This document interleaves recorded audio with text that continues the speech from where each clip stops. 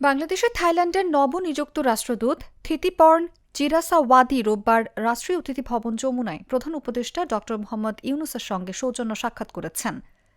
সাক্ষাৎকালে উভয় পক্ষ দ্বিপক্ষীয় সম্পর্ক আরও জোরদার করার বিভিন্ন দিক নিয়ে আলোচনা করেন।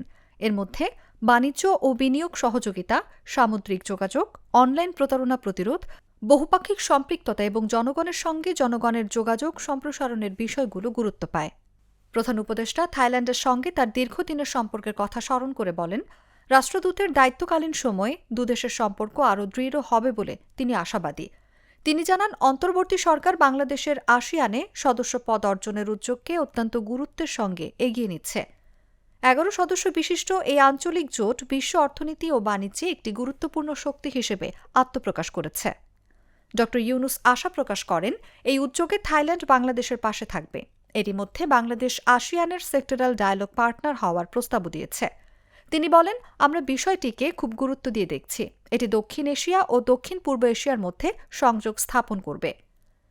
থাই রাষ্ট্রদূত জানান, দুই দেশ একটি দ্বিপক্ষীয় মুক্ত বাণিজ্য চুক্তি নিয়ে আলোচনা শুরু করতে আগ্রহী। তার মতে এতে বাংলাদেশে থাই বিনিয়োগ বাড়বে এবং পারস্পরিক বাণিজ্য আরও সম্প্রসারিত হবে। এ সময় প্রধান উপদেষ্টার এসডিজি বিষয়ক সমন্বয়ক ও জ্যেষ্ঠ সচিব লামিয়া মোর্শেদ উপস্থিত ছিলেন। গুড লাক পেনের সফট অয়েল বেসড ইঙ্ক দেয় নিখুঁত লেখার আত্মবিশ্বাস। Good luck pen, make your lakh.